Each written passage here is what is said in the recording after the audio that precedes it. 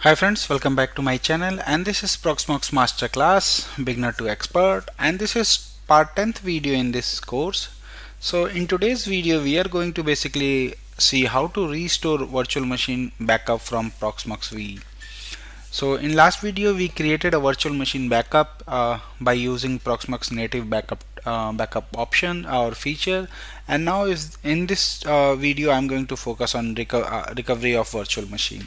So this is my lab environment which we have created throughout this course, and I got 3 node Proxmox node cluster up and running, and this is my Active Directory and DNS server, and I'm using one TrueNAS server for iSCSI storage, for production, and NFS for taking the virtual machine backups.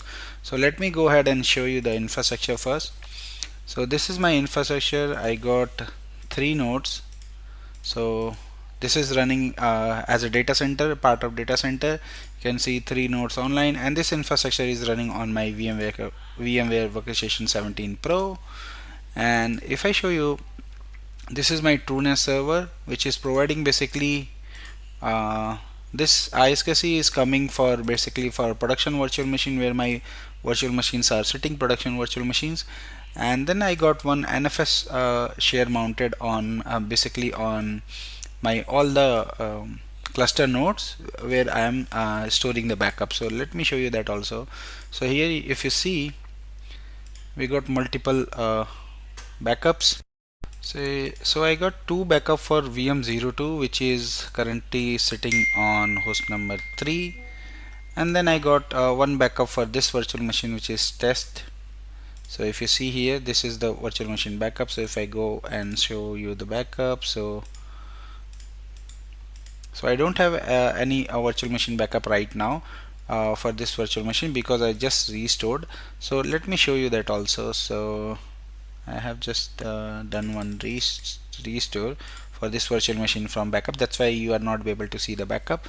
So this is one of the critical things. So let me go ahead and try to restore this virtual machine.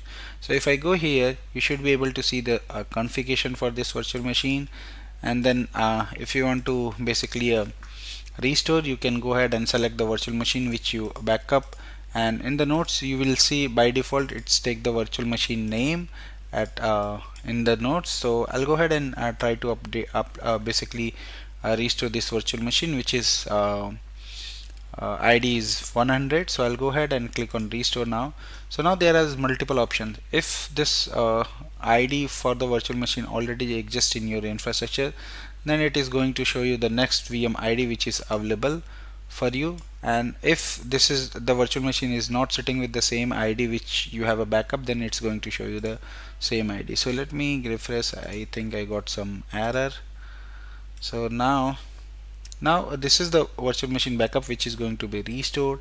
And from backup, basically storage configuration, where you want to store. If you want to store it restore basically this virtual machine in some other location, you can modify it, but for me it's okay. I'll go ahead and restore in the same location. And then this is the bandwidth limitation, if you want to limit the restore bandwidth. And here's the critical option, unique. So this is it will auto generate the unique property like MAC address, VM ID, and all those things. If you want, you can do it. And then we have option to start the virtual machine after restore, and here you can put some name like let's say test restore. And then if you want, you can modify the configuration also, let's say 4096, and then you can hit the restore. So it will start the restore for the virtual machine.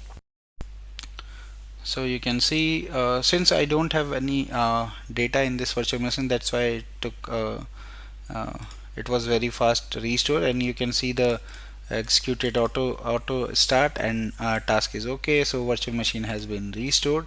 So now if I go and show you, this is the virtual machine which we have just restored, and you can see the virtual machine is powered on also. So this is how you can basically restore your virtual machine from backup. And now let me show you, let me go ahead and delete these virtual machines and then try to restore. So we'll see what option we are going to get. So shut down, then I'll shut down this machine also which we have just restored.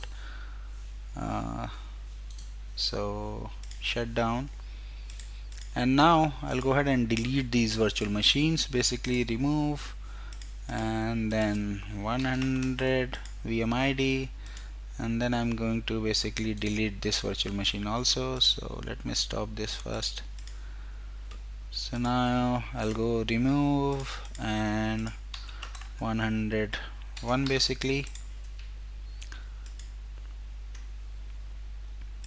You can see both the virtual machines are deleted.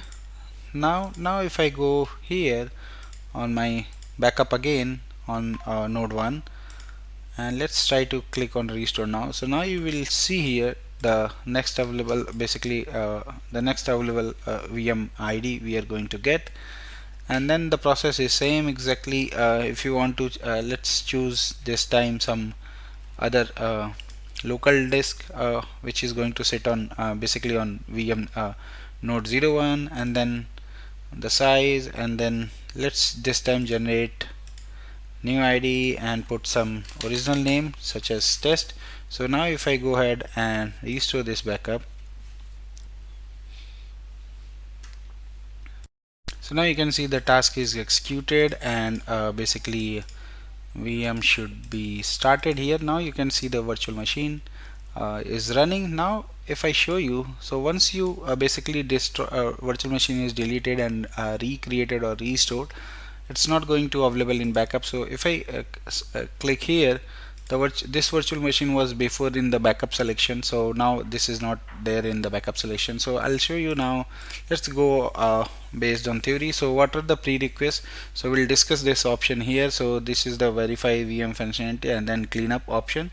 So this is very much required. So let's go ahead and discuss about some pre-checks. So prerequisite, Proxmox VE cluster is healthy and backup exists on configured backup storage, which is NFS, local or chef. So I have this backup on my NFS share. So you must need to make sure your backup is sitting somewhere from where you can basically restore your backup, and then go to backup storage, verify your backups, and then start the restore. And the restore, you can select the node, basically select the storage, and then confirm the VM setting which we have done, and then confirm the start. Once the virtual machine is restored, you can basically start automatically start the virtual machine and monitor the restore which we have done here. So basically we did restore and also we monitor those things. So if the virtual machine backup is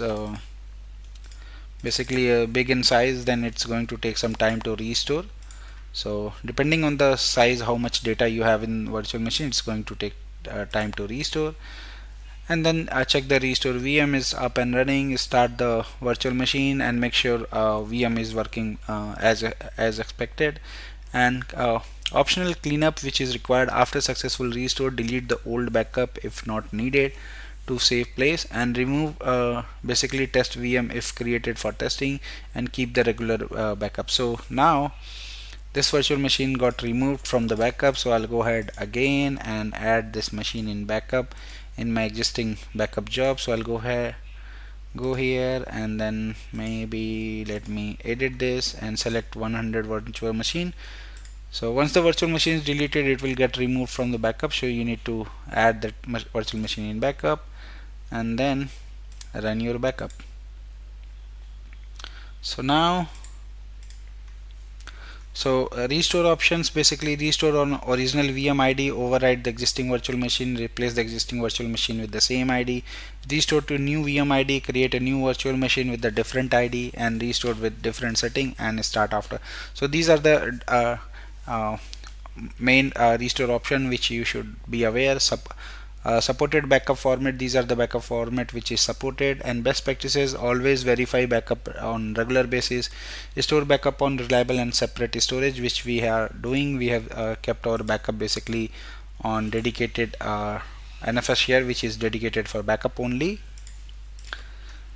And then monitor backup storage space and make sure it does not full, and document your backup and restore process. And common mistake, not have enough space on storage to restore, restore fail, check backup file integrity and permission, VM not starting, check VM configuration and logs, and network not working, verify the network setting and bridge. So these are the some best practices around how to take backup and all and restore your virtual machine. So thank you for watching. Please subscribe me for more videos, and if you have any query, any question related to this, you can always post me in my given mail IDs. Thank you once again. Bye bye.